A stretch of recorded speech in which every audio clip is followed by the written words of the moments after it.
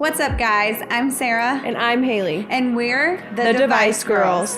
Our mission for our podcast is to inspire and empower, educate, and learn all about the medical and healthcare industry as a whole. So tune in, and we hope you enjoy this episode.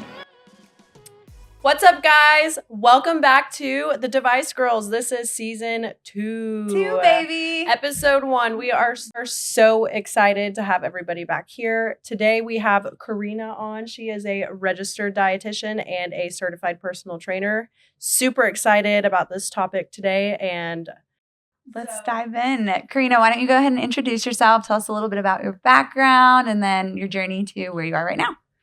Well, hello, and thanks for having me on. Yes. I'm Karina. I have been a registered and licensed dietitian for a decade, which is hard to believe. Gosh.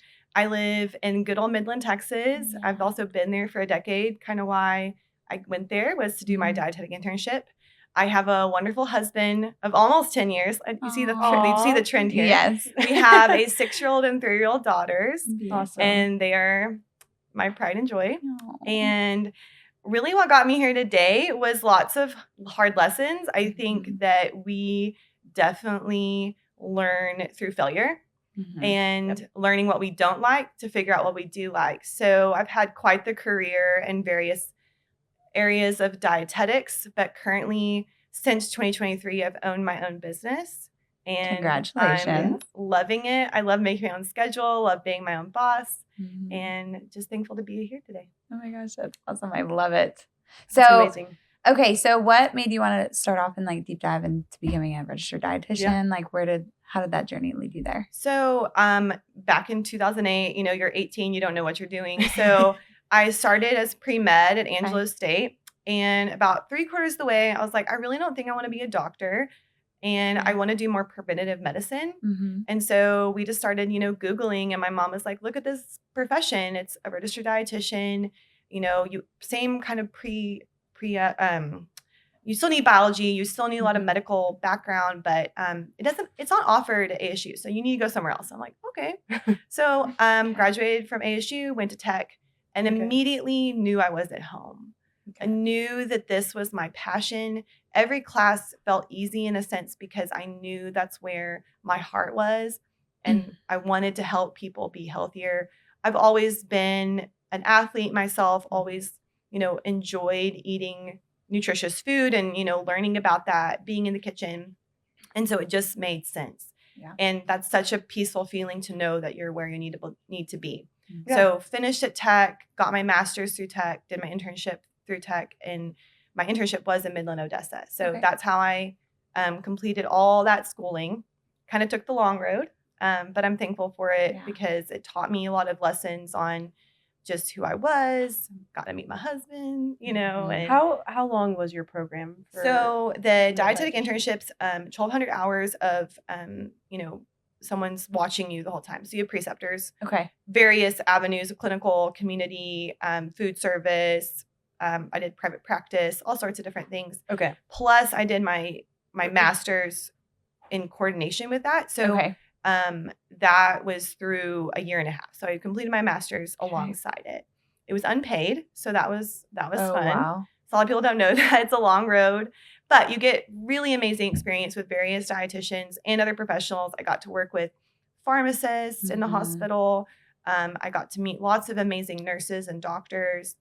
In the community, I worked at WIC. I got to work with AgriLife Extension Agency, food banks, you name it. So much experience and exposure. Yeah. That's awesome. So I love it. So can you talk a little bit about your curriculum and the schooling, the classes? So it's relatively rigorous. So I was very fortunate with the biology background because I had a minor in chemistry. So you have to take my biochemistry classes, basically understanding all of the different cycles of how you metabolize food. You take medical nutritional therapy, which is basically everything you could think about on how to treat someone with nutrition, like if they have kidney disease, if they have liver failure, if they have fetal ketonuria. I'm not even saying it right because, it's Saturday morning. But if they have a need in the hospital that is any type way nutritional related, we learn that. So the curriculum is pretty difficult, especially the biochemistry. But it prepares you for to be one of the medical staff and team. Because you're going to be coordinating with I talked to a lot of nurses, a lot of doctors. You want to be a part of that team because nutrition is so important. And obviously, I'm not in the clinical side, but that experience in the clinical setting really helped me prepare for working with people one-on-one. Right. Absolutely. Yeah. I took biochem 1 and 2 in college, and it was one of my like favorite classes. Really fascinating. And sometimes it was a while ago, so I don't remember everything, but sometimes I can relate it to certain things, but like doing it every day, I don't like understanding all of the hormones and pumps and it's a lot. So the biggest one right now that's really popular, and not to talk on hot topics, but like insulin, continuing glucose monitors. Like I do utilize that with some of my patients, whether they're diabetic or not. Typically, if they're on the pre-diabetes side to diabetes, we'll use that. It's insightful to know how your body's responding to food, but there's a lot of fear around your blood glucose being elevated. So typically you're going to have a postprandial response after a meal. So, if you have a blood sugar that spiked a little bit after a meal, that's important. You want glucose going into your bloodstream to interact with the food, right? We don't want to be sitting at 70 all the time. Yeah. So anyway, that's one of the very simplistic concepts that we learn in school that can be applied to day-to-day individuals. Did you feel like prior to stepping into this career, did you have like a really good relationship with food, like growing up and things like that? Oh, that could be another hour-long conversation. I think that, so I was born in 1990, and so I'm about to be 35, and I feel like my generation was constantly bombarded by food messages and dieting messages and skinny is best. And I 100% believed that for a long time. I was like, I'm being healthy by eating 1,200 calories a day as an athlete. I'm being healthy by over exercising and trying to shrink my body. I'm being healthy by, doing this and that. And I developed obviously some disordered eating habits. I don't think I had full blown eating disorder. I also went through a phase, and I'm being just completely honest because I think transparency is important as a professional because I can relate to individuals that have the same things going on.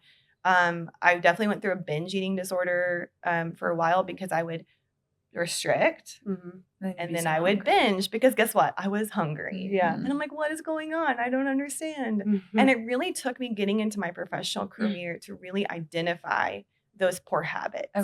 Because I was so in denial that I was doing the right things. And really getting into weightlifting and connecting those dots too. And like, I can't gain muscle and I can't perform if I don't consume food. So I'm curious because I kind of went through this myself. Did you notice such a big change once you started, and this kind of parlays into the name of your nutrition brand, but Eat Your Food. Once you started actually eating more food, what was that like for you? It's night and day. And really it was even probably just becoming pregnant and then recovering postpartum.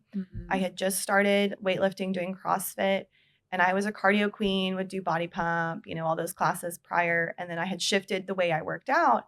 And so I was like, I not only have to nourish myself, I have to nourish my child inside of me. Once I was postpartum, I was nursing. So I had to nourish my body that way. And it all clicked. I was like, I have more energy. I'm gaining strength. I actually look better.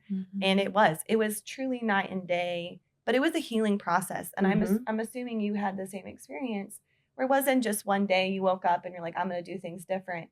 You saw the natural consequences of the underfueling, the disordered mentalities, and through having people maybe even that have positive relationships with food in your circle is important as well. Because when you're with other people that constantly talk about their weight or constantly just break themselves down, that can be addictive for you to also talk to yourself that way. It's a huge, huge influence. But I will forever be thankful for my friend Riley because she was a bodybuilder, and I worked out some. Like I was a gymnast my whole life, and then in college I kind of worked out, but I was a little chunky, whatever. So after college I was trying to lose weight, and I was working at F45, and that also helped me a lot too.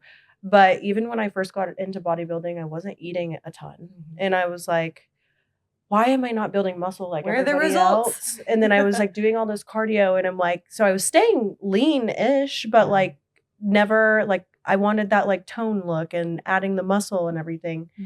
And finally, when I got connected with like some coaches, and they were like, how much are you eating? And I really wasn't eating a lot. And I felt run down and everything. And so after like the first 2 months or so of like being on a meal plan and actually eating, I was like, holy cow. So I preach to my friends I'm not a professional, but I preach to my friends all the time food. when they're like, oh, I'm just going to eat this. I'm like, no, I'm like, you would be surprised. Like I look so much better, feel so much better now that I actually eat. Well, and actually eat food. And why that is it's two-part, right? As women, we are constantly depleting ourselves monthly. Yep. Our hormones are very cyclical, and we have to support them with fat-soluble vitamins. So when you're underfueling, you're typically not getting enough iron. You're typically not getting enough A, D, E, and K, or at least absorbing them. If you're eating a lot of sugar-free stuff or diet stuff, you're having malabsorption. So your gut's in a mess. And so you just have this cycle of constant fatigue and lack of nourishment. So when you actually nourish the body, you're able to work out harder. So you build more muscle, you have a higher metabolism, and you look better. So it's like this pattern. But it's making people believe that's possible and not allowing them to have limiting beliefs in that, because they've had a belief for so long that eating the least amount of possible is the answer. Yeah. So what do you think is helping maybe get more education out there for people? Because I feel like there's still not enough. And I think I understand it maybe a little more just because of my biomed background, but like people that don't understand how it works. I think there's a lot of misinformation, and that's an understatement. So, I mean, that's my job. And, you know, it's funny. Social media is kind of becoming a really good place and a really bad place to gain information. So that's why I do try to be on there and active and share sound information that people can hold on to. And then when I do my consultations with my clients, that's when we get into the nitty-gritty of their individual needs and understanding and educating them. And a lot of times people don't necessarily aren't uneducated. Like they know a Twinkie maybe not be the best fuel source. Right. And they probably know that, you know, eating a balanced plate is important. But how do I apply that? How do I put that into practice? So a lot of times I'm educating someone, but I'm also being a time management coordinator.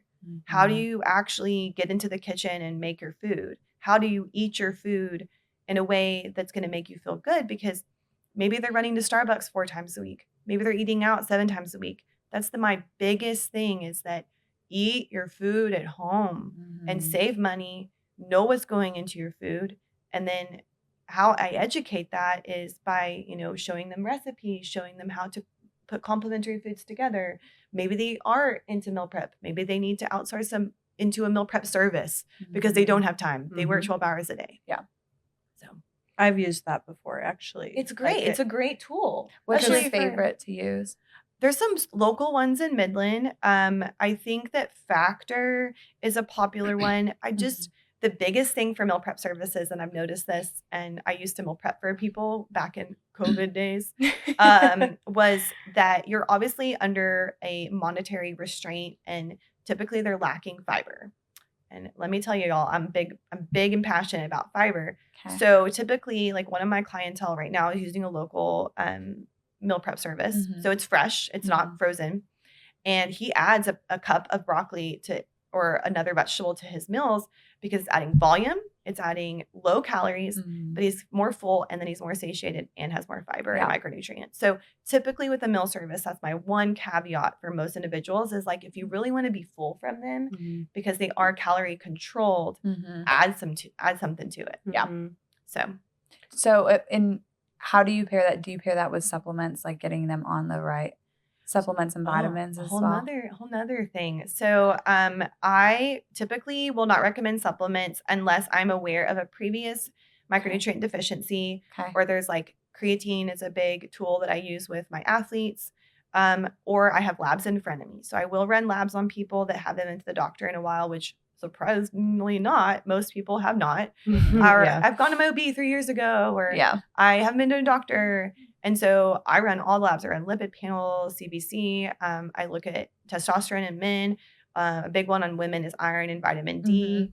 And if I see some deficiencies that we can control nutrition, right? I'm in my scope of practice. So I'm like, all right, we need some vitamin D. We need a multi because you're really not eating a well-balanced diet, or like you're really picky, or maybe, maybe you're having heavy menstrual cycles. So we maybe need a like iron supplement, B12. So I look at all of those parameters, but I'm not going to like blindly recommend supplementation. Okay. I think that people are over supplemented, undernourished a lot of times, and I don't want that to be a crutch. So I have a full script account that I will recommend specific things. Magnesium complex is big for, muscle restoration, sleep, gut, so those are some pretty baseline ones that I'll recommend. Okay. But do you typically you would typically tailor like somebody's food and diet towards like being able to get those, especially food, like right? a nursing mom, right? So I work with a lot of postpartum moms that are nursing, still wanting to lose weight. So I'm like, all right, we're not going to undernourish. We're going to keep you nourished. We're going to keep you fed, eat your food, and keep that baby fed. But we're going to, move our bodies a little bit more, and we're going to make sure that we're getting zinc. We're getting, some eggs in our diet. We're going to get, lots of good grains to help with milk production. We're getting a lot of micronutrients. So we talk about those things, and I send them a list of specific foods that they can get that nourishment from. Then you see people with some gut stuff going on. So they may have, they may need a probiotic. They may need, to eat their food slower, space their food out. So we talk about those things too. How do you gauge that? Like, how do you know if they need to eat their some food symptoms. So subjective information from symptoms. So they could be like, I'm having loose bowels. Like we talk about poop all the time. Yay. It's great. Okay. I'm all about it. But also, if someone's really messed up, I'll run a GI map. Okay. And that's an expensive test. I don't do it on many people, but if you've had chronic stuff going on and everything else is failing, if we're doing elimination diet, like there's lots of parameters that I'll go through. That's kind of last resort. Okay. But typically if they have a history of 6 months or longer, I'm like, all right, let's talk about some things we can do. Removing carbonation from their meals. Sometimes that just can cause things, or like, just kind of figuring out, like I'm kind of an investigator when I have a conversation with someone. I'm like, okay, what's going on? Yeah. And maybe I can help you, figure out what it is. What does the GI map entail? Oh, that's fun. So it has your commensal bacterium, where you could have undergrowth, overgrowth.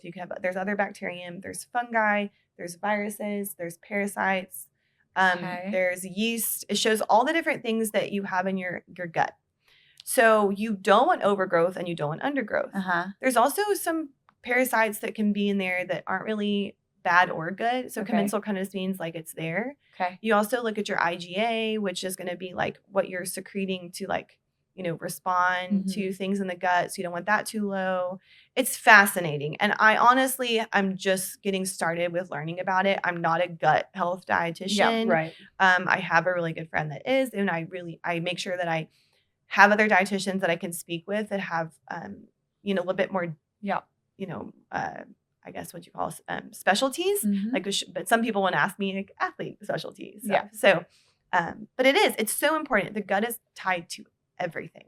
Okay. What do you do though to look at that? Are you looking at somebody's stool? Oh yeah, or... we do a stool sample. Okay. And they ship it off to a lab, and then I get the results. So it's a little So it's a little intimidating for some people, but I'm Okay. like, you got this. Yeah. Like you just Absolutely. it's important to your health. Yeah. I'd ship my poop off. I did it myself, and it was. I would do this. Well, and I have a friend who's kind of they don't exactly know what they're dealing with. So do you help like identify and break that down, and then the way they need to eat, or is that more of like a gut? So like if they're like under or over on something, we might do a probiotic. Okay. But probiotic's not always like the catch-all be-all, right?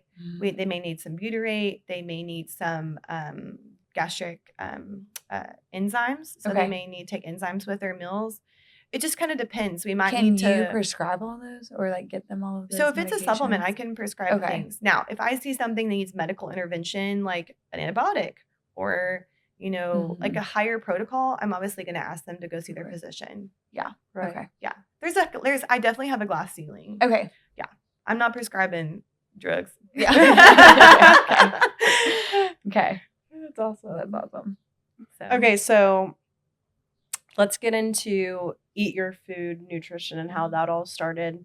Okay. And I was going to say, I'm interested in these recipes because I am very basic.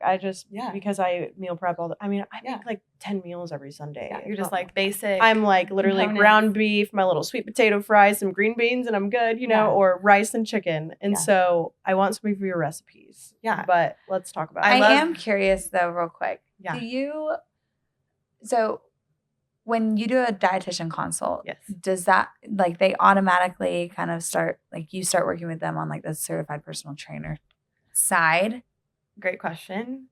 Yes and no. Okay. So let me. So I'm trying to understand how this. Like, okay. Let's talk about together. that first. Okay. I'll answer that and then I'll answer this. So certified personal training. So first of all, I am a corporate personal trainer for ConocoPhillips, which is a oil and got company in Midland, Texas. But I also can train people outside of that in their homes. I can't do other facilities, obviously. Like I'm not a, employee of like the YMCA or whatever. Okay. I do programming for some of my clientele, so I'll give them like 3 days a week training. A lot of my endurance athletes are allergic to strength training, so I'm like, you're going to be stronger, faster, better at running if you strength train.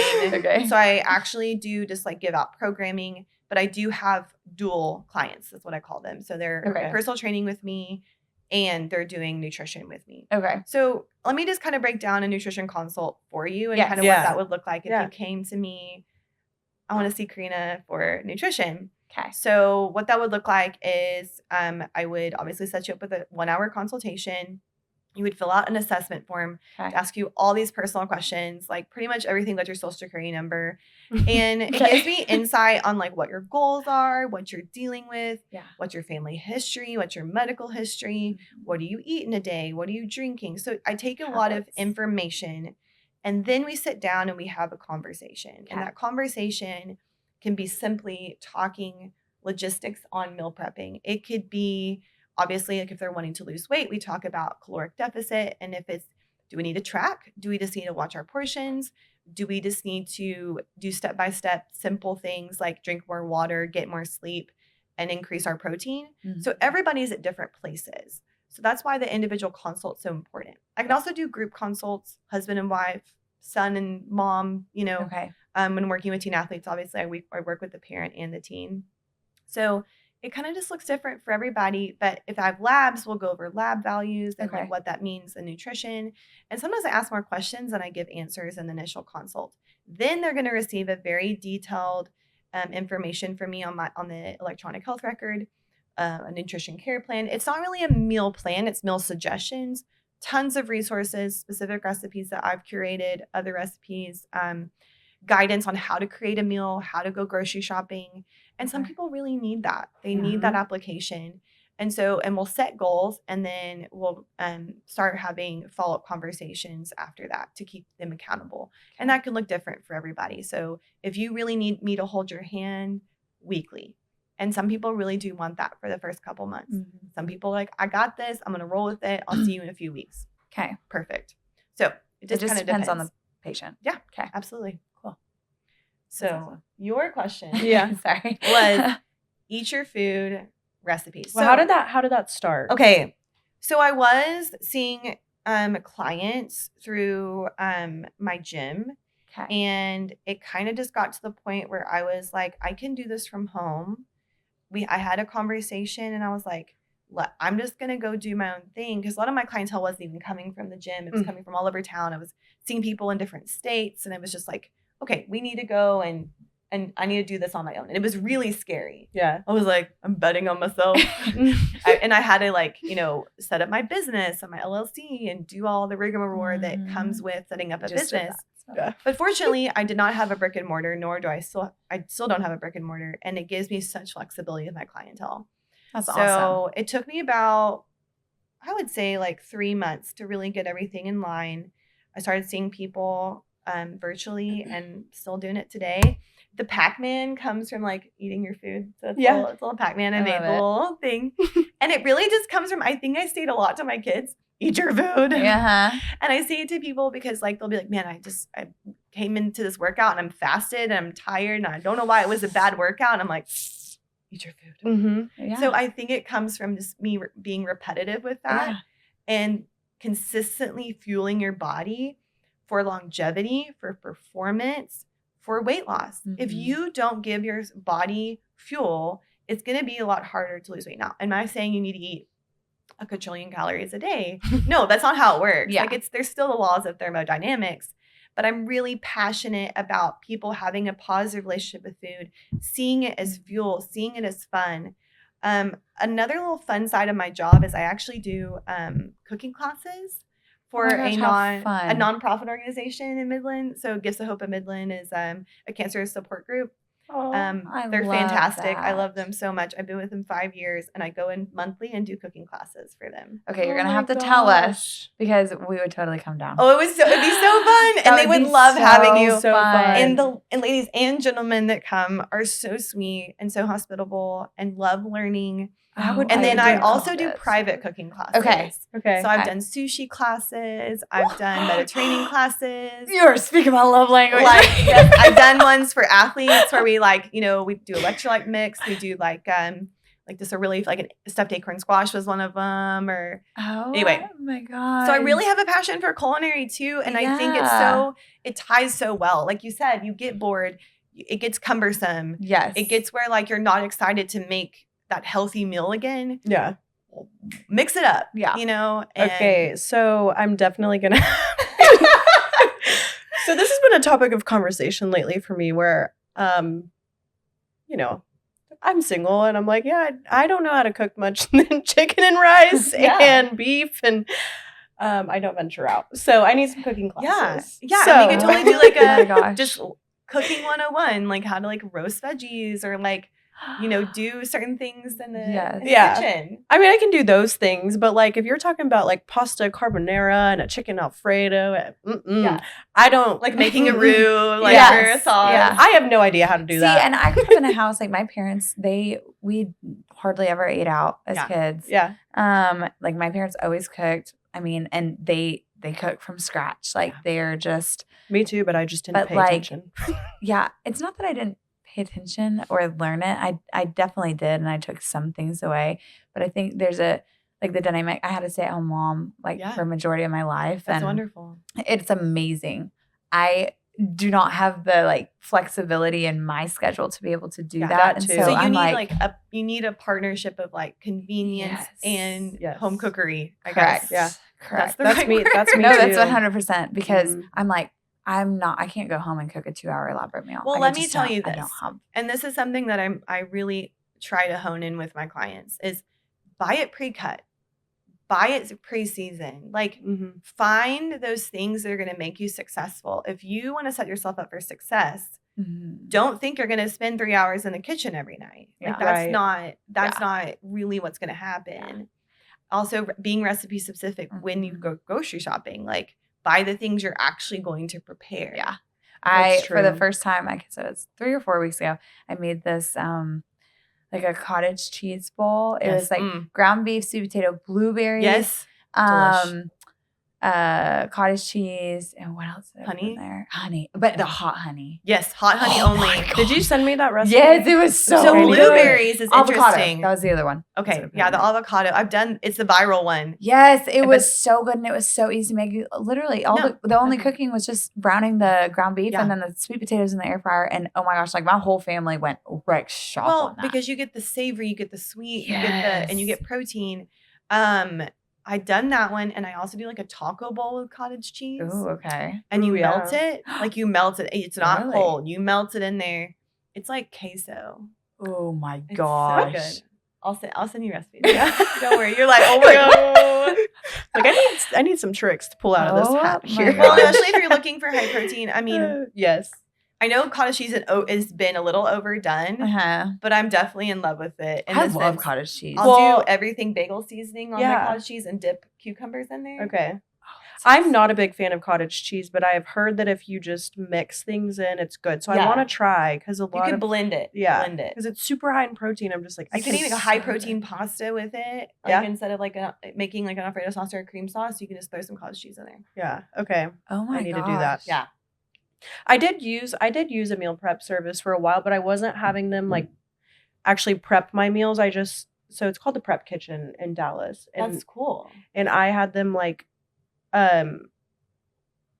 it's all fresh, but they just like cook it for you. But I got like my proteins separate and my carbs separate. I think that's and my really greens. helpful. And then I portioned it myself. Because you could maybe need more than their. Yeah, but that was just like a quick fix for me. Yeah. It was a little expensive, which I'm thinking about doing it again anyway, but that way I could explore a little bit, but I didn't have to cook it. Like it was already cooked and I could get my greens and I could just put it all together. The crock pot and the Instapot are also a big fan fave. You can put like 3 pounds of chicken in there, put some like salsa. You can do like sugar-free barbecue sauce. You could do like a teriyaki sauce. Like you can do a variety of like different flavors. That's true. So if you want to save some bucks, got to get creative here. To cook up some, to prep some chicken. Yeah, there's time is money, you know. So like, it's true. If you don't have the time, spend the money. Exactly, is what I think. Yeah, no, it's true. Well, hey, the way I look at it, it's still cheaper than eating out. It is. So, oh my gosh, so much. Absolutely, because also portions. So there was a statistic that said, I think on average, someone that eats out eats an additional 500 calories per meal. Oh, I'm sure. On average. Like I used to work at Olive Garden back in the day. Yeah. And I knew what the calories were in all those meals. And I'm like, this is and I would watch people eat soup, salad, and breadsticks. And then they would eat the trio or whatever, like the Italian, like it was like lasagna, Alfredo, and spaghetti or whatever. And then they would order dessert. And I'm like, okay, better get a big tip because that was a lot of food. Yeah. Do I need a carciati here? Oh my gosh. I mean, no judgment. No, it's like true. Obviously, but I mean, and this is the caveat with eating your food is like understanding highly palatable foods and how do you respond to them. Yeah. My big thing with like snacks is like adding versus subtracting. So like, I love to have dark chocolate like almost daily. Me too. So I make like a high protein yogurt like dessert with my dark chocolate in it, and it's satiating. But it also allowed me to get my protein, some carbs, some fiber, you know. Do you have a Ninja Creamy? That's what I was going to ask. I want my list so bad. It's on the list, y'all. I've heard it's so amazing. Just and now they have like the soft serve thing with it. The Core Powers or Fairlives. I mean, it's on the list. Don't worry. I have lots of appliances though. My husband's like, no more appliances. I'm like, but the creamy, and they also just came out with a the soft serve. No, well, there's the soft serve, but they came out with a slushy one too. Okay, I did see that one. Oh, really? Yeah, I saw it at Target the other day. I was like, no. Well, I just bought an espresso, and it's already on the counter, and I'm like, probably need to wait, but it's on the list. And I will say, if you want to hack for like a low, like nice cream, I'll get my frozen bananas, put protein powder in there, a little bit of milk, some like, you know, whatever flavor you want, and you can have a little bit of like. It's not ice cream, but it has that like creamy taste. Yeah. Really? Okay, so with like protein powders and all that, how did you find like the ones that you like, the ones that you recommend, the ones that are the best? Okay. Trial and error. So what do you use? I actually use Orgain because it's plant-based. I don't do well with whey. Like I can do quite a bit of dairy now. I used to not be able to. Lactose intolerance has subsided a little bit, but whey does not sit well with me. Even the isolate, even the high quality. If you can tolerate it, great. Okay. There's some good brands out there. I think if you like it and it's not like a million ingredients, use it. Don't rely on it. I think a lot of people that will, and I've seen it in my clients, who are like, I had 3 protein shakes today, hit my protein. I'm like, let's not do that. Let's like just increase grilled chicken. Let's like add some egg whites. Let's do these things. And then the Truvani's good. I just don't want it to be grainy if it's plant-based. With the higher qualities, there's also some good egg white or egg-based protein powders. It depends what you're mixing it into. If you're drinking it straight, it's a whole different game than like I mix mine in oatmeal. So I'm not like in oatmeal. Okay. Yeah. I think it's versatile. I think it's a tool, but the whole food's still superior. Okay. And then on the protein topic, obviously, I think protein's important. For most athletes, 1.6 to 2.2 grams per kilogram is the ideal area, right? More research is coming out where you can utilize more than we thought, right? And it's important. But if it's compromising your fiber and your micronutrient intake or your carbs as an athlete or even your essential fats, we have a problem. Yeah. like, especially guys, I'll see a lot of overconsumption. I'm like, was that really necessary? Did you really need 240 grams of protein a day? Does that but does that make them feel sick? So the funny thing about protein, okay, this is going to be funny. So the more protein you consume, sometimes like your body can't break it down. So that's why you have so many farts. And then also it takes more energy to break down protein. Why? It's the most thermodynamic macronutrient, right? However, it can be harder to digest. So we want to have a balance and grow that good gut health and have soluble and insoluble fiber sources. So putting a half cup of beans into your meal, throwing in some quinoa or some other like nuts and seeds into your diet can help with your protein intake. And everyone demonizes bread and all that, but like a lot of grain sources have like 4 to 7 grams of protein per serving. So like you can get in complementary plant servings with your animal protein. Yeah. And so I think it helps with the fiber intake, with fullness, with satiety, if you have both.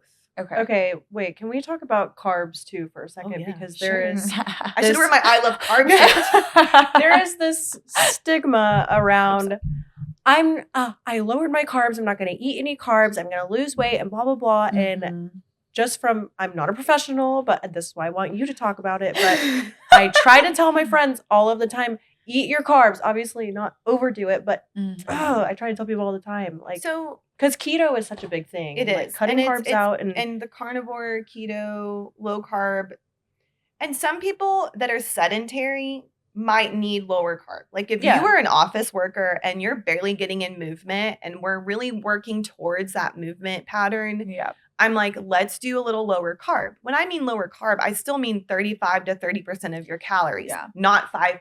Yeah. Right? That makes sense. So they're still fueling their brain. If you can't get your fiber in without carbs, so we're still trying to choose more filling carbohydrates, right? I'm not saying go eat a Pop-Tart, a donut, and a Twinkie for breakfast. Like also complementing your carbohydrates with protein and fat, right? To maintain blood glucose, maintain the satiety. So there's the caveat with understanding carbohydrates and their role. Now, as an endurance runner and an athlete, like I have eaten some crazy carbs while running. Like, I mean, I did carb load days before, and it was like 350 carbs. And I'm like, oh my gosh, I feel so full. That's the other spectrum, but they play an important role. Okay. And then kind of in the middle, for someone trying to lose weight, you have to ask these questions, or like just trying to be healthier. Is this sustainable? Is this a meal pattern that you actually want to follow long term? Are you getting too much saturated fat? So it is been proven in scientific research that that is going to cause you to have more risk for cardiovascular disease. Yeah. I was listening to another podcast with a wonderful dietitian, and she said I think it's like every 33 seconds, someone dies from cardiovascular disease. It's crazy. In maybe the world, maybe US, but regardless, in cringe statistic.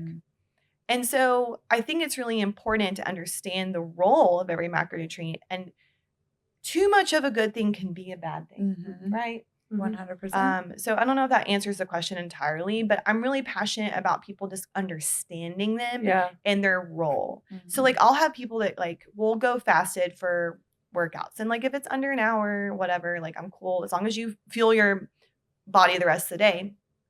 But it's really funny when they incorporate like a 10 to 15 grams of carbs before they're like strength training. They turn into Superman. They're like, what is this? I'm like, well, your glycogen stores are full now, and you can actually lift the weight that you want to lift. Like if you're at a plateau, go eat a little bit of carbs before your workout. Yeah. See, I can't work out in the mornings. Like people do, even if I have one small meal, or like sometimes rice cakes or whatever, I'll do it if I have to. But I'm like, I need a full day's worth of meals. And that's just how your body has like conditioned, right? Yeah. I was an evening person until I had kids, and now I'm much more of an early mid-morning person. Yeah. And you transition your meal pattern through that, right? Yeah. So what do you fuel yourself with in the morning before you work out? So when I was training, I did a 50K. In February. My gosh. If I was running more than 6 miles, which that was typically what I was running, I would just like get like one of these little waffles. They're called Honey Stinger waffles. Okay. I sometimes do like a plain waffle. I'm really like bland sweet. I don't want really like fruit, but some people do like applesauce pouches. There's like gummies you can take that I like that you can run with or eat beforehand. Sometimes I'll do like a half a bagel with some honey, depending on like the amount of time I'm running, right? Mm-hmm. Depending on the amount of time I have to digest it. So you want fast acting digestive carbs before, because you don't want to feel weighed down or feel weird. Rice cakes would be a good one. Maybe like a little bit of honey, a little bit of peanut butter is fat, so it digests slower. But sometimes it can just help you tolerate it a little bit better and stay with you a bit longer. Also, longer you go in a movement, like especially endurance, like cycling, running, swimming, you want a little bit of amino acid after about, I would say, over 2 hours. You want to start getting some protein in. So there's lots of products out there that you can do that with. You can also just do like a PBJ or like some people actually eat meat, from like something that's really easy to eat. I prefer just, something that's liquid. Okay. I'm not trying to go eat some jerky as I'm running, but everybody's different. I would. and knowing your gut tolerance and how you tolerate and what foods you tolerate on a run is important. So when I'm working with endurance athletes, like I write a plan specific to them. Like they may tolerate something vastly different than what I do or another person does. Okay. So in the mornings, interesting. But yeah, there's dried fruits are a really good one. Yeah. If you're going for more whole food. Okay. But yeah, that's awesome. That's what I do. Wow. Yeah. I love this. This is such a fun conversation. I know. I'm having a grand time over here. I could just talk about food and nutrition all day long. So. That's awesome. Okay, so what is talk a little bit about your personal training, like when you go in person and kind of what that looks like. So how often do you do that too? Well, it's becoming quite popular. So I got the certification. It took me like a year and a half to like finally like sit down and take the test because I was just busy running my business. But I was like, I really want this certification because I'm working with so many athletes and people that want to get more fit. I want to feel equipped to speak on this topic because like I could give my personal advice on like, you need to probably like do some hip flexion on that. Like you probably need to do this or that. But I wasn't certified. So I didn't feel like I could really speak to it. So I got my certification. And the very same day, I just posted my little certificate on social. And I was like, look at me. I got it. The very same day, the manager at Conoco of their wellness, like the core, she was like, do you want to come be a personal trainer? And I was like, yeah, of course. Awesome. And, I was like, I'll probably use this with like my clientele, like in homes and like work with them, but to have a facility, number one, was amazing. So I started working with clients slowly, building up my clientele. Right now, I have like 5 clients, but that's like twice a week. Okay. I'm working with someone for an hour. And I love it. I love seeing people progress, people getting stronger, seeing that they're capable of doing something hard. Yes. And I get to be a part of that. And sometimes they also hate me because I'm like, that was really hard. I'm like, it's okay. Yeah. It's okay. You thank me did for it later. Yeah. So I do traditional strength training. I wouldn't say necessarily bodybuilding, but like using machines, cables, free weights. I'm really big on dumbbells and barbell just because that's like my background with CrossFit. Okay. And then I run them through more like a cardiovascular conditioning piece. That may involve weights, maybe just body weight, may have like some cardio machines in it. But I want them to have like the structure of the traditional strength training along with like the like constantly like challenging them with the conditioning piece. So that's usually how I go. And I'll do like back squat cycles and bench press cycles and just kind of depending on their goals. But typically for most people, unless they have a lot of limitations, their main goal is to get stronger. And their main goal is to get like muscle. Let's do it. Yeah. Also like functionality of like being able to jump on a box, being able to step down from a box. Right now I have a pregnant client that's like in her 3rd trimester and she's still rocking and rolling and it makes her feel good. Yeah. That's and it's the mental component every morning. Mm-hmm. So I do it early mornings and then some during the day. Okay. Yeah. I love that. So I'm up at 4:45. I love that like the society and like culture as a whole is kind of shifting more from like the skinny to muscle, especially with women. I'm like, hell yeah. And personal trainers I think are so important because like I'm not gonna lie, when I go to the gym, if I'm going by myself, okay, I shouldn't say this because my coach is probably watching, but I probably don't push myself as hard as when Absolutely. he's there. Like, it's a good motivator. And then Yes, too, a lot of people, accountability. and like we've talked about this, they just don't know what to do. It's like, comfortability in the gym. Absolutely. Yeah. Or they just, you know, they don't know what to do, that nobody's ever showed them. So I'm like, I think that's so important. And I can immediately correct form. I can show them like, yeah, maybe they can't go to depth. Maybe they can't do a certain movement because of like a limitation. Yes. Especially if you're pregnant, or like So you can show them how to adapt. Yes. So I show them adaptations, and so they can feel confident when they go on their own. And that's really the end goal. Like, I would love to work with someone for years, obviously, and I love forming those relationships. But ultimately, I want to guide them into independence in the gym, because I can only do so much in an hour. Right. And sometimes I'll even provide additional programming because like I want them to be successful and have a third day of training. And if they're at that level, because I'm like, I want you to be successful. Yeah. That's amazing. So, which certification did you do? NASM? Yeah, I did NASM. It was very science-based, very thorough. I highly recommend it. And then I have to do continuing ed. So I'm going to do some like more specific certifications with that. And, there's actually a golf one that I was interested in because we're opening a golf facility. So I was like, maybe I should like learn how to like teach people like how to be stronger in their swing or whatever. There you go. Do you golf a lot? I'm a great caddy. I'm more of a tennis player. Okay. That's my country club sport. Okay. I need the time. And I don't have the time right now to be good at golf. Absolutely. My husband is, though. He likes it. That's awesome. Yeah, I'm trying to get into it more, but I'm like, oh. My dad's like, Haley, we're going to the course and you're playing 18 holes. And I'm like, can we do 9? He's like, no, you get better. You get better if you do 18. I'm like, oh, okay. I think if I go to like just like the driving range, I'll be better. Yeah, that too.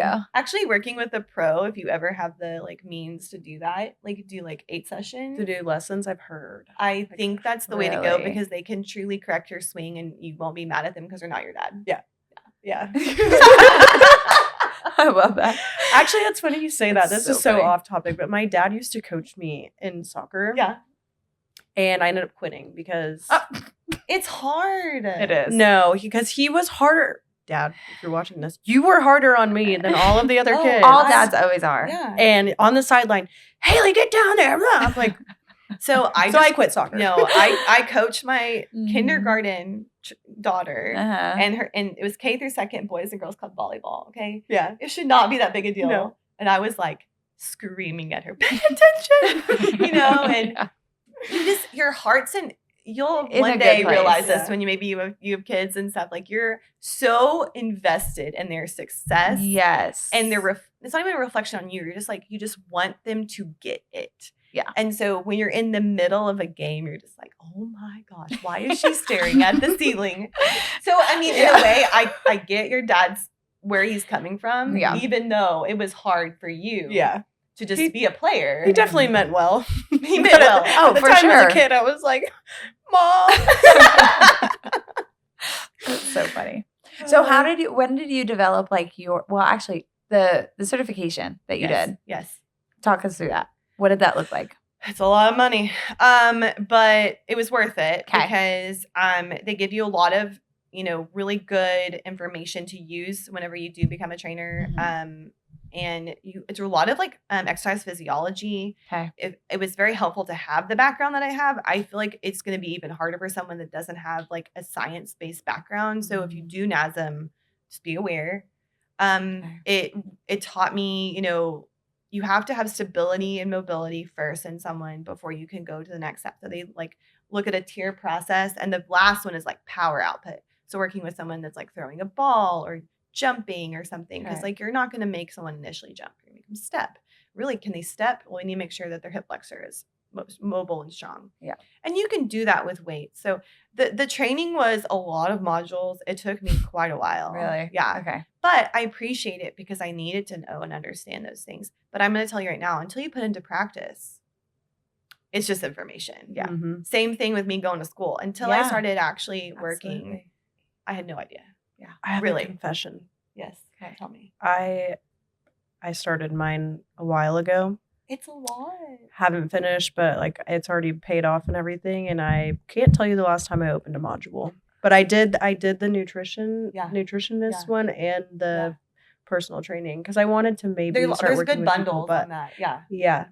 And it gives you a good foundation. They do a good job. It's a lot. With giving you like basics of nutrition. And I actually had to pay an additional, well, they were going to make me pay an additional fee if I didn't take the test soon. Like I was like on the tipping point of gosh. Oh yeah. I was like, I gotta You're study. like, I gotta get this I together. haven't studied in like 10 years. What is this? But I mean, I say that like it was like a good continuing education because like so to be a dietitian, just like as a personal trainer, I have to have 75 hours every 5 years of continuing education. So I have to know about the new research. I have to stay up to date. And there's always something new coming. And that's what I love about nutrition is it's ever evolving, ever understanding. Like, what do you go to for continuing education for dietetics? I just attended a conference. So typically they'll have various speakers. There was a really awesome sports dietitian speaker on menopause that I went to. Oh, wow. One on epidemiology, of like, the lifespan and like understanding that your grandmother's health affected your health because when she had your mother in utero, all of her eggs were formed. So if your grandmother was smoking cigarettes and, in, I don't know, a factory, that would affect your health as her grandchildren because if your mother had her eggs, it's fascinating. So I'll go to conferences, I'll attend things virtually, I'll read scholarly articles and like take questions on it. So it has to be through a certain organization like Today's Dietitian, Rupa Health has them. I don't know, all sorts of different places. That's awesome. So, but yeah, I love learning new things. Yes. Yeah. Continuing learning. Always. That's amazing. Okay. So talk about a little bit about you said you started CrossFit in 2017. Okay. Yeah. Okay. So what led you to that? What made you want to having childcare and my friends were there. Okay. Let's be honest. Okay, great. And Community. I was bored of the Globo gym. I was like, please, God, like if I have to do one more body pump class, not that there's anything wrong. I was just like, I was seeking, I wanted more. Yeah. And I found more. So shout out to Renewed Strength CrossFit, Renewed Strength Fitness in Midland. But so I've been there for a while and I really have had different evolutions in it. So got really competitive with it, did some competitions, really was like honing in on it. And then I backed away, went more into running again. Right now I'm kind of just doing it for funsies, doing more traditional strength training. And then I don't know, it's a really cool outlet if you're competitive, but it really made me fall in love with building strength and not paying attention to the scale, but paying attention to my back squat. Yeah. And it's I've fun. heard everybody has told me that if you do CrossFit, like that's how your mind starts to shift. Yeah. And it's such a rewarding exercise and specialty of exercise. It's very hard. That's what I'm scared of. But you don't need to be scared because if you have a good coach and a good facility, they'll scale it appropriately to your skill level and then you can progress, right? You don't start off doing ring muscle ups. You don't start doing ring rows. Like you don't start with a big giant barbell full of weights. You start with an empty barbell. So, I mean, but I feel like with just like with nutrition, you start feeling empowered with what you're doing. Like it empowers you. And like you can go the rest of your day knowing, okay, I just lifted that really heavy thing. I can do anything else. Yeah. So I will say like that's what I do love about when I do go to the gym. If I like to do it in the morning just because I literally I leave and I'm like so energized and I'm like, oh my gosh, like look at what I've already accomplished today. Yeah. And you're just ready to take on the rest of the day. And then as long as you're fueling yourself properly, then like you've got sustainable energy the rest of the day. And it's just like, wow, I crushed it today by the time you hit the pillow, which I mean, it's the same if you go to the gym at the end of the day. But I feel like you end your day on a high note too. Like, yeah, that's true. Yeah. But sometimes it's hard because like some people will go straight from work to the gym, but like me, I got to eat and I need to digest for like 30, 45 minutes. And sometimes when I get home, I'm like, oh God, like, do I really want to go today? But then I'm just, one thing I always say is motivation is not there all the time. No, it's not. Strictly discipline.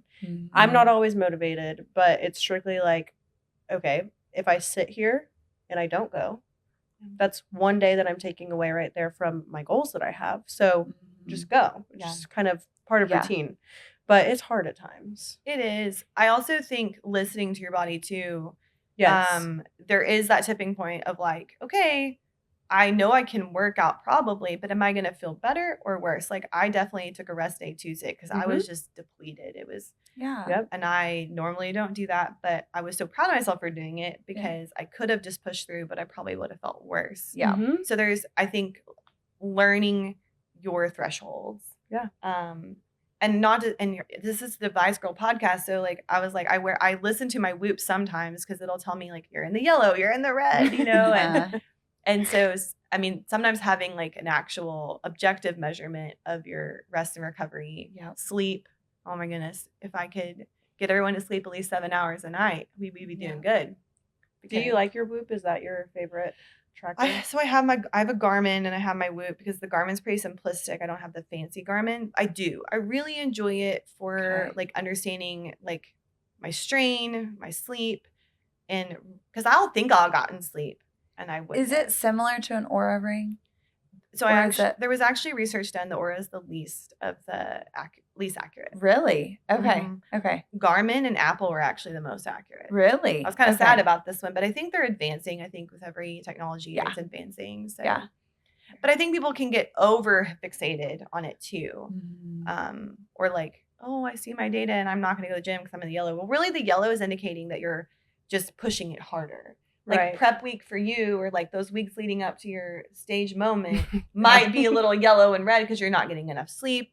Your nutrition's a little, hyper fixated. Yeah. So let's just be honest. Being in prep, it's not the healthiest thing. No, but it's a temporary thing. Yes. Just like training for a marathon when you're running a really long miles. Yeah. That's not healthy. No, it's not sustainable. But you're doing it for a temporary time for an end goal and then you back off. Right. Yeah. So I think that's with any sport. You look at athletes in season versus off season. Yeah, right? That's true. They're pushing their limits to the point of doing something really remarkable like an Olympian, but then they back off because they can't sustain that level of effort year round. Yeah.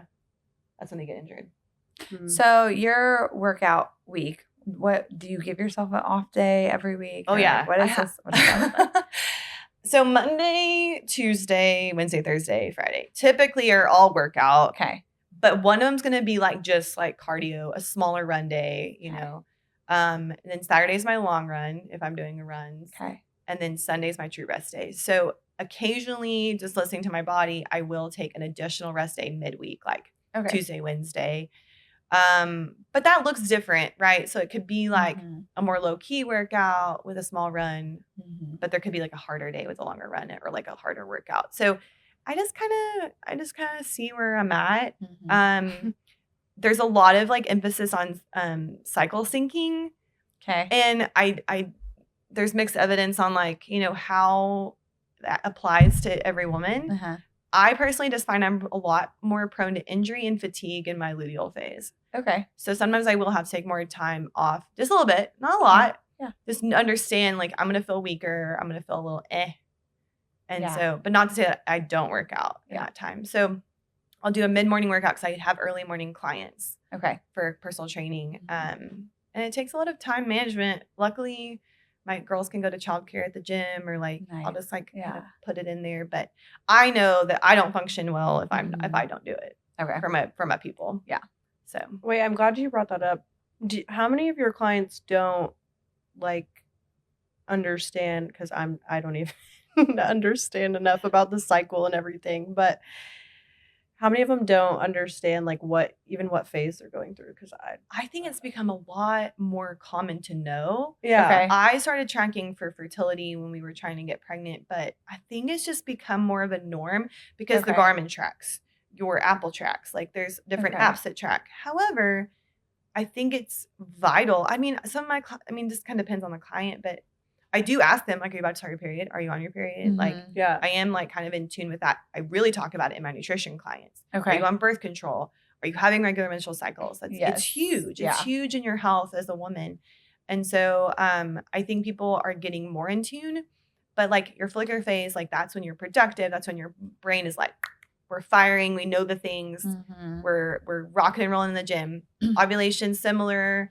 There's some various things that go on with that. And then just, I think being aware of the luteal phase and just not giving yourself such a hard time because that's when the body kind of looks a little different. You may have a little more water retention because the progesterone shifts.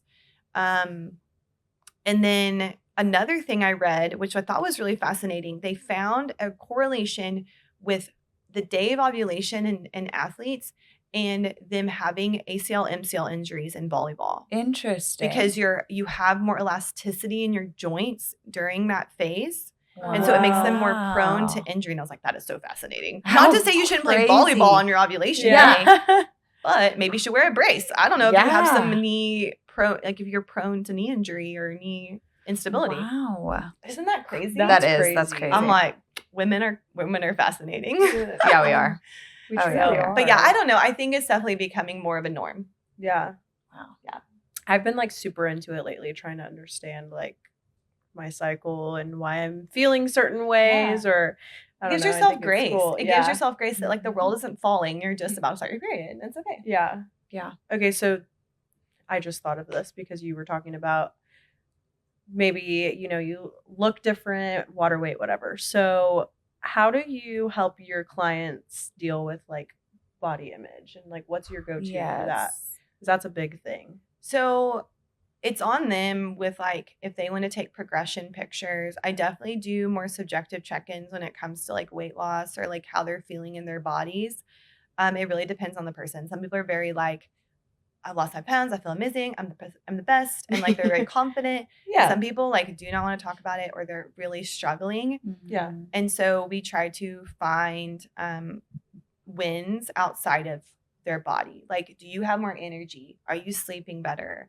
Did you eat more vegetables this week? Did you drink your water?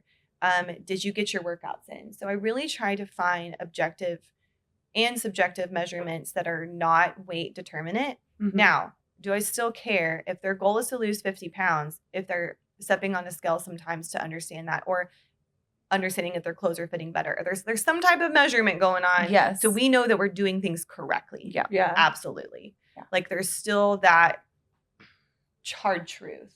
But when I'm working with someone, especially that has like anxiety, depression, disordered eating patterns, binge eating is so common in women, because we go, and it's unintentional. Yeah. We go. We underfuel during the day. And then at night, I have so many night eaters. They're like, I'm starving. I'm famished. I ate a huge dinner. And I'm like, we got to start eating. Start. And I'm not saying eat a huge breakfast.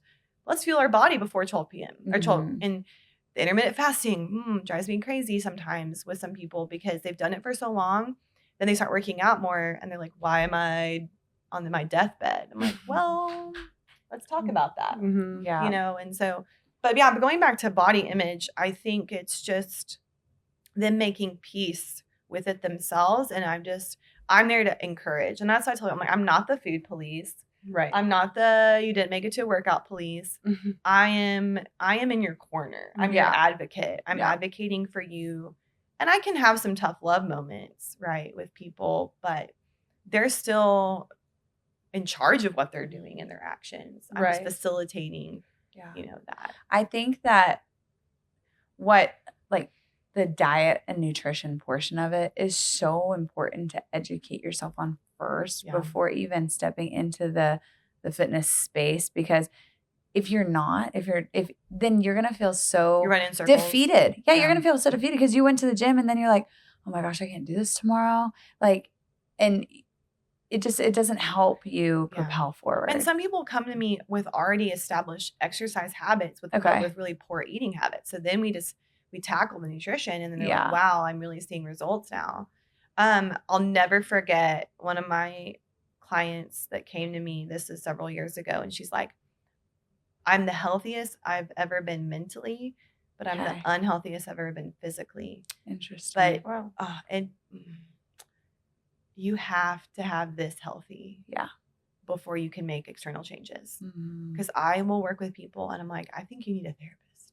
I think that you need to make some peace with some other stuff before we're going to eat more vegetables.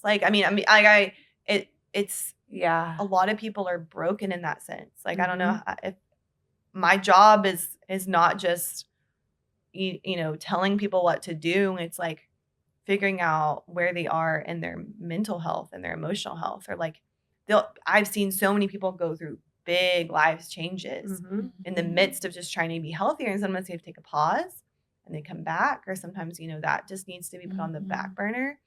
but ultimately their level of readiness comes from within. And that's been a lesson learned through many people. Yeah. So I have a client right now that he's like, Karina, I haven't binged in over a year because I've been working with you. That's amazing. And regardless of any weight loss that he's had, which he has, that's the biggest victory to me. Yeah, absolutely. I'm like, so proud of you. Yeah, absolutely. So, you're like, I'm so did making you, an impact. when you kind of came out of some of those patterns that you like, because you said you used to struggle with some of that. What helped you? I mean, did you seek therapy? Or like, how did you shift your mindset to start to adapt some of that to working within? I mean, it wasn't a perfect journey. And that's what I tell people too. I'm like, if you binge, I mean, that's okay. Like, we did it, but then we're going to move on. We're not going to continue that spiral. Yeah. One and done.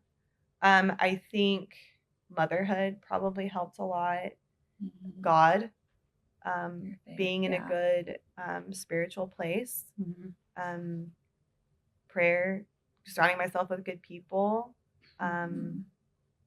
Also like abusive alcohol and, we all go through those phases. I think that tethers for a lot of people, that binging, lack of control, for being completely open here. Yeah. And then some practicality from that too is like, I learned like, I'm not going to like keep a bunch of junk in my home, and really junk kind of entered a little bit more when I had kids because they get candy from school and stuff. Yeah. But not letting things be taboo. Like, you can have that Twix bar. Actually, it doesn't even taste that good. Yeah. I don't even want that. Ugh. Yeah. Throw it away. Or just like, don't eat it. And like, I can have candy in the house. I don't even think about it. I can have ice cream in the house. I don't even think about it. Yeah. And once you have that shift mentality, your life opens up. You don't have to throw things away. You don't have to gorge them because they're there.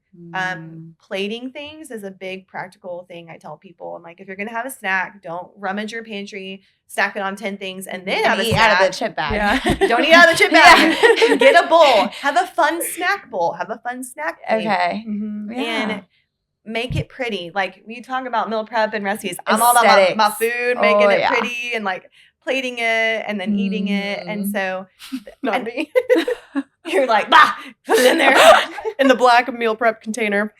Yeah. And I mean, obviously for practical reasons, you have to do that as well. But like, if you're making yourself a snack, make it look nice. Take the time to consider your food. Mindfulness with meal times is something I still work on. Like, I shouldn't be on my phone, but sometimes I am when I'm eating my breakfast. Or, take time with your meal. I had, I slowed down eating, or like, just chewing your food, all those silly little things. Yeah. All those silly little things actually helps the digestion. Yeah. But I think all those, it's just been years of progression. It's not perfect. Yeah. But I really don't ever have that urge to restrict or binge like I used to. Because that's also about knowing your self-worth isn't about what you're consuming. Like, your self-worth is not made on your body size. It's not about the food that you're putting in your body. Now, can you have self-love and respect for your body by putting better foods and doing things to your body? Absolutely. So 100%. I love that. Yeah. Oh. It was getting emotional. That's okay. We love tears here on our podcast. Yes, we do. We're big criers. What's your favorite meal to make when you're short on time? So if I have like an empty fridge, I will get the HEB fried rice that you can like frozen and pop in the microwave. Okay. I'll get like whatever frozen veggies, like peas and carrots or like green beans, warm those up in a skillet, and then I'll get like the fully cooked chicken and just put in a skillet and toss it, and I'll put soy sauce and sriracha mayo on it. Oh yeah. And it's like takes me like 3 minutes. I love doing soy sauce and sriracha mayo. It's like a good little gosh, so good. My favorite. I mean, also just like really good sandwich. Like, if I just, Yeah. if it's like a really quick meal. Yeah. But like, if you're talking like dinner time for my family, I mean, tacos, y'all, like you can never go wrong with hard tacos, soft tacos. I can't go wrong. Yeah. That's awesome. You know, I'm from Texas. Yeah. Okay. Food trend you secretly love and one that you think needs to go. Well, I talked about cottage cheese because I do love it. I'm enjoying seeing that like people are just eating more fiber and protein. I know that's really generalized. Trend that needs to go, I'm so over it, is like anything that like cauliflower, like Really? and then maybe like Oles.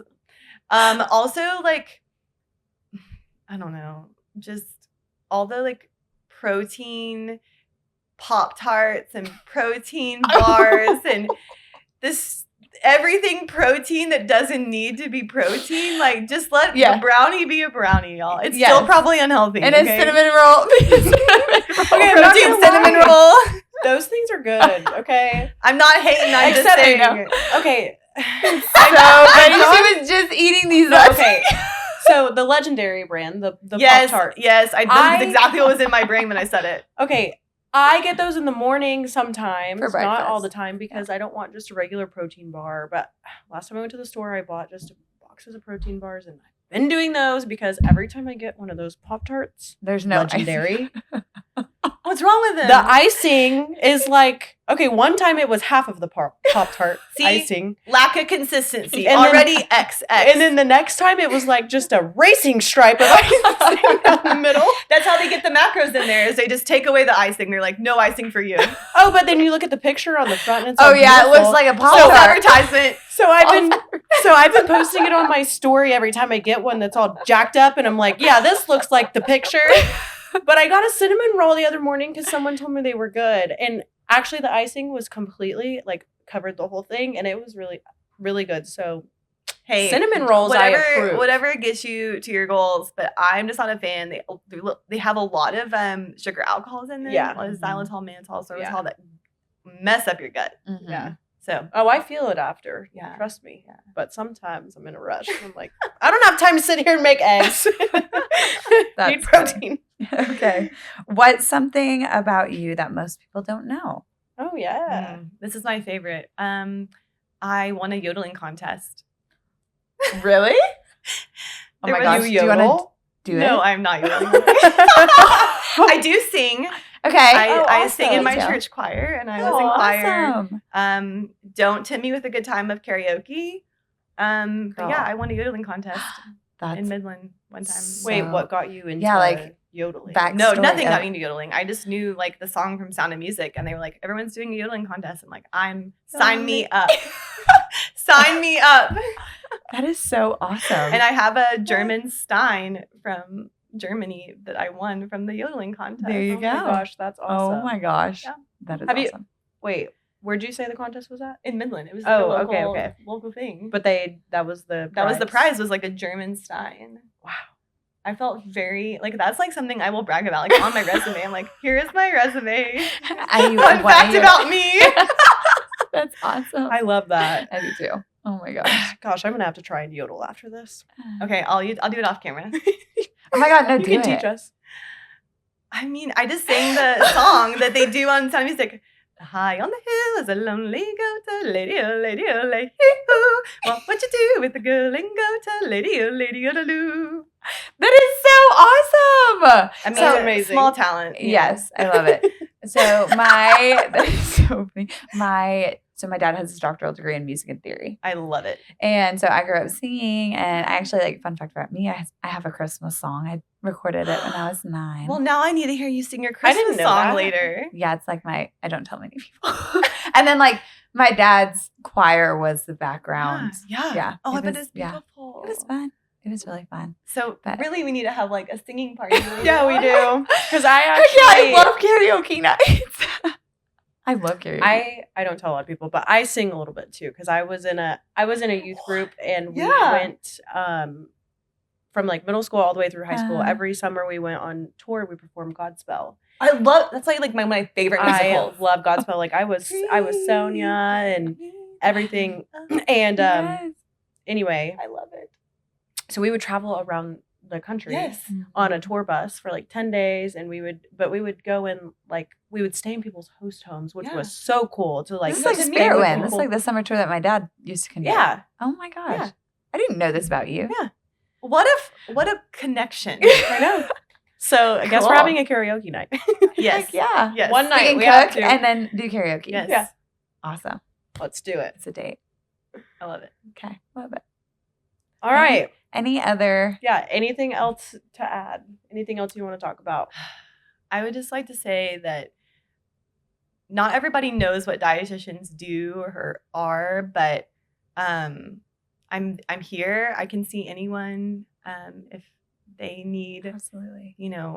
help with their nutrition. I really do love working with athletes. So anyone training for anything or, have a passion for knowing how to feel properly, like that's what my heart and joy is. So Do you help people like online and virtually? yeah, so everything I do is virtual. Now, Okay. if they can meet me locally in Midland somewhere Okay. that's like private, I'll meet them Okay. if it the stars Just- align. But Okay. Just it really curious. helps because like they're not having to come to brick and mortar. Right. They're not having to go back somewhere. Like they can meet me wherever they are. And a lot of like moms or like people that work, in offices, they work, they could meet me on their lunch break. Or Yeah. Well, good to know too, because I'm from Yeah. Dallas. So as long Yeah. as like I can recommend people Yeah, to no, you. and I'm cash pay, so I don't take insurance, but I do FSA and HSA.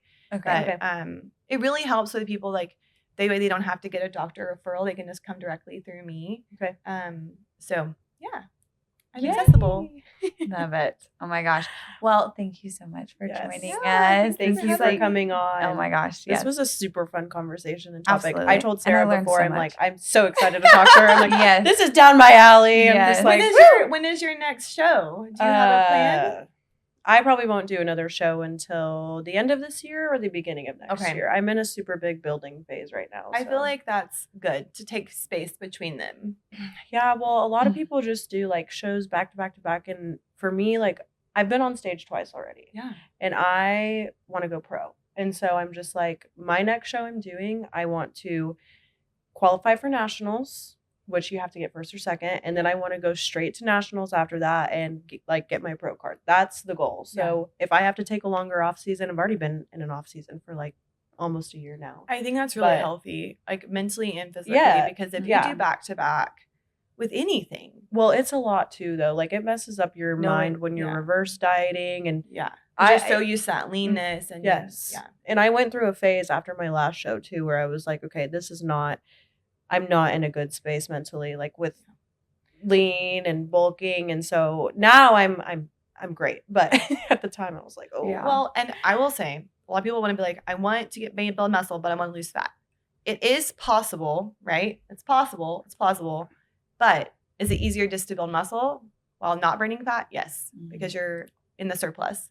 And is it easier to lose weight without building muscle? Yes, because then you're just focusing on maintenance. right. So that perfect little promise that a lot of like health influencers like, you can build muscle and lose fat in 20 days. I'm like, can you? Yeah. It takes time and patience. Yeah. Mhm. Especially the building muscle part. Yes. Losing weight's not the hard part. Yes. It's been super fun though to like actually like I go back and look at pictures and I'm Yeah. like, You're oh my- so much stronger. So oh much. my gosh. Yeah. Like I used to have little legs. Mhm. Yeah. That's So, amazing. I love it. Well, best of luck. Thank you. I've never stepped into that space, but I've worked with people that are like been in the space before or maybe currently in it, and it takes a lot of dedication and a lot of It's a lifestyle. It's It not is. just a hobby. It's a no, it's a it's your lifestyle. life, and you miss out on things, because you're Mm-hmm. being diligent with your nutrition, or like I can't go out late because I have a training session or whatever it may Yeah. be. So be proud of what you're doing. Yeah. Thank you. Yes. Thank And you That means a too. lot. Thank Yeah, you for what too. you're doing for people and for patients. And Seriously, you make such a big You do. impact. And like I hope so. I think more people need a dietitian and a personal trainer in and their just life. prevention of disease, y'all. Yes. Like, Yes. there's Yeah. people that come to me that have been gaslit by their doctors or like not, I mean, we didn't even go into this, but like I've had people come to me and like they're like, yeah, my doctor told me I need to be on statin. Yeah, my doctor need to tell me I need to be on thyroid medication. And we do some lifestyle intervention, and guess what? We reverse their labs and get them back to normal. And I think about all the people that listen to that physician, do the medication, and are worse off because they didn't get a referral to an RD or someone that could help them in the prevention side or like the treatment side. So, I mean, medical care is sometimes in reverse. Not to say there aren't good physicians. Right. I do get referrals occasionally from physicians. They're like, wow, like you need to do this first before we do any intervention here. So I'm really hopeful that more and more people see the benefit of the prevention side and going to an RD first versus coming to me when they're really broken. Yeah. And does have to be some medical intervention alongside the lifestyle. Yeah. I agree. It's sad because it's like everything these days is just like medication has become a Band-Aid to just slap over everything. And it's like, let's go back. Ask the hard to the questions. basics. Like, why is this etiology happening? Like, symptoms are not the root cause. Typically, they're just an expression of the root cause. So that's definitely the take I try to take with clients. But yeah, so. Well, thank you. Yay. And thank you guys for coming back for season 2. Karina just kicked us off with an awesome episode. And thank you again so much for joining us. And thank you guys for tuning in. And we'll catch you on the next one. Bye.